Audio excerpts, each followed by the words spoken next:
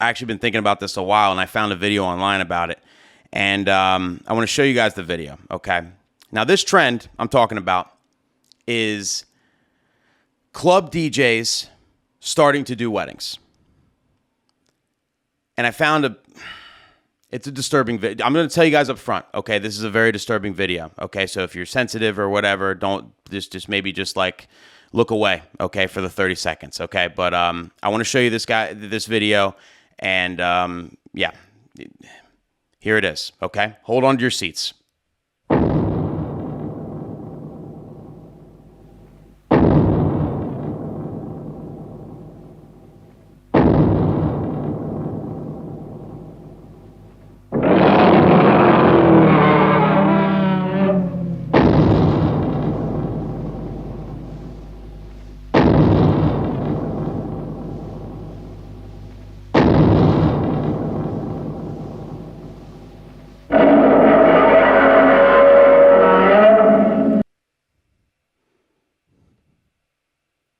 Scary stuff, huh? Scary stuff. It's really scary stuff. I just nothing else to say. It's scary stuff. You guys got to realize, so this pandemic, a lot's going to come out of this pandemic, right? Because what happened, right? And I think this is another thing, just like Thursday weddings, club DJs are coming in drones for weddings. They are coming in large amounts of money, or in numbers, like in large numbers, all of them. They are all of a sudden diving into this wedding market. And they are going to be a big part of our market very, very soon, okay? My prediction isn't that they're coming into the market, because they are, okay? That's just a fact. My prediction is that they're going to be a big part of our market. Like, they're going to cause a split. And I want to prepare you guys. You guys really got to think about this, because this is real life. Now, the reasons why is, number one, the pandemic happened and a lot of clubs closed down. A lot of places that these club DJs typically have residencies at, and that's how they pay their bills. A lot of these places closed down. So right now they're slow getting back to work, and they're looking at us wedding DJs with all of our postponements, right? Because we're like one of the few events where we're lucky enough to have all the postponements. So we didn't lose all our events. They got postponed. So now we're open back up. Now we're just working like crazy, making all this money, right? So they're looking at wedding DJs thinking like, wow, they're working like crazy. I'm having trouble getting back to work because a lot of places closed down.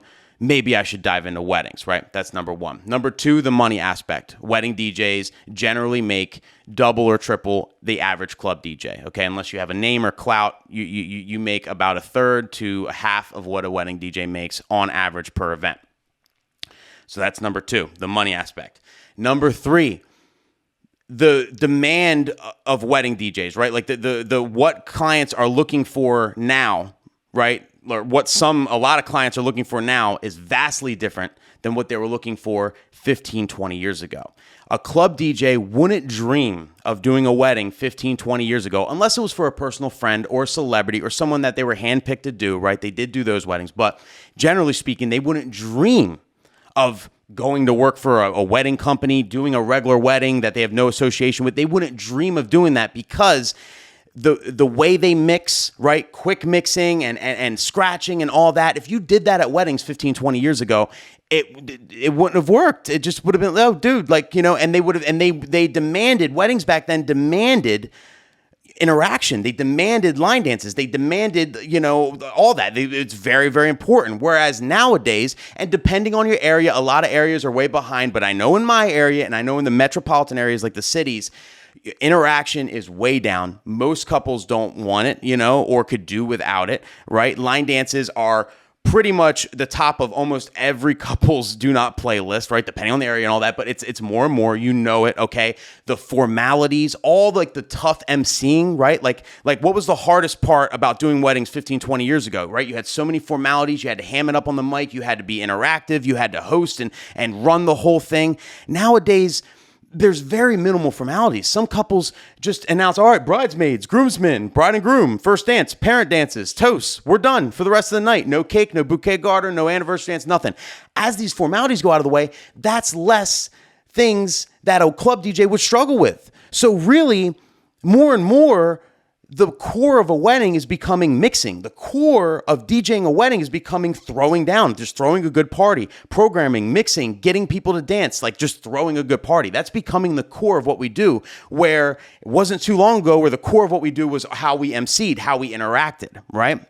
And as that's shifting, now this is just opening up a Pandora's box. It's opening up a huge opportunity for all these club DJs because now they realize, well, I can get a wedding done with minimal emceeing, but then I could throw down a set. And I know, what club DJs do best is DJ. What club DJs do best is mixing and programming and working a crowd and making people dance. That's what they do best. That's what they arguably do a lot better than us on average, right? So as that's becoming the main thing, they're going to start flying in. They're starting to fly in drones. They're flooding our market, and it's going to create an interesting dynamic in our market because now they're going to have one way to market against a wedding DJ, right? It's going to be, hey, listen, I'm not a wedding DJ. I'm a club DJ. And that's what makes me different, okay? If you want a wedding DJ, and then they point at the typical stereotype, if you want this guy, and they'll show a picture of a dude with a bow tie and a cummerbund and, teaching a line dance and all that, whatever. You know what I mean? They'll point to the typical stereotype and all that. If you want that, you can have that. But if not, I'm a club DJ. I'm different from that. I'm just going to throw down a great party. I'm not going to be cheesy, nothing. I'm going to play great music, and you're going to have a great time. Invite all your friends, right? That's how they're going to market it.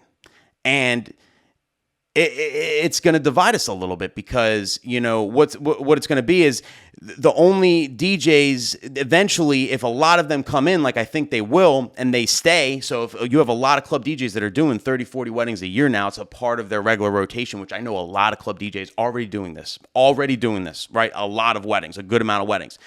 Now, you're only, as us wedding DJs, our only way to combat that is to say, hey, listen, I can throw down too. I can mix just like these club guys. I can play just like these club guys. But on top of that, I have 1,000 weddings. I have 1,000 weddings under my belt. I have a ton of experience, so I can also MC. I can also run the party. I also have seen it all. I also can give you recommendations. I also can handle every aspect of your wedding. Plus, I arguably have even a deeper bag than them because I do so many weddings. And that's going to be our way to kind of market against that. It's going to be club DJs versus wedding DJs in the wedding market. It just is, and that's what we're going to have to do. So as a result, right, I'm not trying to make, I have no, there's no, I think it's great that they're coming in personally. Like, I think this is great news because they're only going to bring our price up. Because one thing club DJs don't do is, the real good club DJs, they don't undercut themselves. They're not going to run into a club and do a club, or they're not going to run into a wedding and do a wedding for the same price as a club. Like, you know what I mean? They're not going to come in and be like, oh yeah, $400, I'll do your wedding. Nah, they're going to figure out what everybody else is charging, and they're going to charge a little more. Most of them, the good ones, will do that. So they're only going to bring our price up. So I think it's all a good thing, and they're going to bring our talent up, right? But what's going to happen is if you're a wedding DJ watching this and you don't mix, you still fade in, fade out the songs, you have your routines, you have your interaction that you do and all that, there's a crossroads now that you're going to come to. And I think either way could work depending on your market. But my recommendation for you would be either make your niche, right? Make your niche, or whatever you say, right? However you say it. Tomato, tomato, niche. Make your niche about interaction, right? Say, listen, this is what I do. Okay, I'm an interactive DJ. I will get out there with the crowd. I will pump everybody up. I will teach the dances. I will teach routines. We can play games. We're going to have a great time. I know some DJs that do this. A lot of them are out in the Midwest and stuff, and they do a great job at it, right? And that's what they do. Make that your niche. This is what I do. If this is what you want, you got the best in the game, right? And be the best at it and crush it and make that your marketing, right? And go all in. Or you got to give it all up, and you got to go on the side, the more modern side of, less interaction, throwing down a great party, mixing your ass off, programming, playing stuff that's not necessarily typical wedding stuff, right? Going outside the box.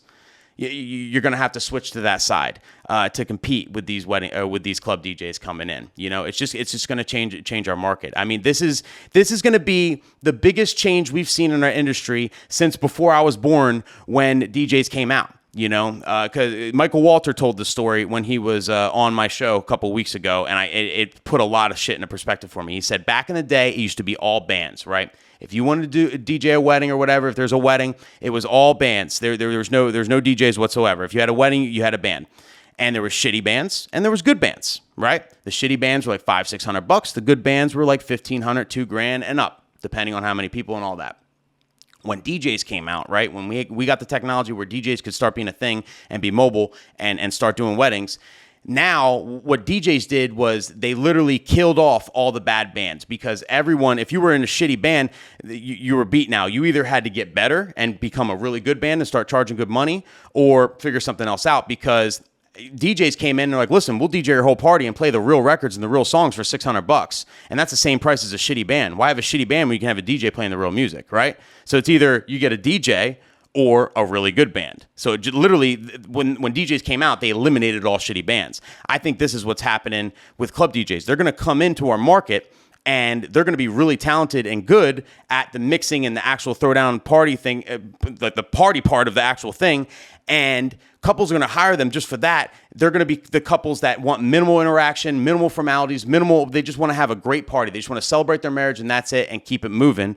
And that's going to eliminate a lot of the DJs that may not know how to mix, that may not know how to really throw down, that have been relying on the same kind of stuff they've been doing for the last 10, 20, 30 years, you know? And it really depends on your market. I think if you live in a market where you're still getting a lot of line dance requests, where you're still getting a lot of requests for interaction, it's working great for you, then make that your niche and go all in and be the best at it, right? I'm not saying don't do that, but if, for example, if you were in my market, there's no way you'd make it as that kind of DJ. It's just not how my market is. You either learn how to throw down. If you're a DJ in New Jersey watching this, or New York, or Philly, or Pennsylvania, well, Philly, not Pennsylvania. Pennsylvania's different. But if you're a DJ in this tri-state area, okay, you either learn how to throw down or you got to figure it out because it's going to come back and bite you in the ass very, very quickly. This is going to be a very big change in our industry. Trust me, people. It's happening.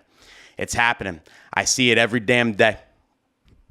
I hear about it every day. I see it every day. People, these club DJs at weddings, I've never seen them at a wedding in my life. And now all of a sudden they're doing weddings. It's just going to be a thing, you know? And the cool thing is too, is like now a lot of club DJs are respecting us wedding DJs, you know? A lot of club DJs where it's like, if you're a wedding DJ, you're kind of a loser. Now it's like, you know what? You know, a lot of these wedding DJs can't throw down. They kind of have a respect for us. There's like a mutual kind of respect now where I used to be embarrassed saying I was a wedding DJ. Like, you know, my first 5 years of my career, I kind of like hid it. Like I wanted to be a club DJ secretly. And I kind of I wasn't out there saying I was a wedding DJ because like I didn't want to be known as the corny guy, you know? It was also me being in my 20s and stupid, but also it was a real stereotype, you know? And now that's kind of finally going away. It's kind of like we're all kind of intertwining. So I don't know. Very cool things happening, people. Very cool things happening.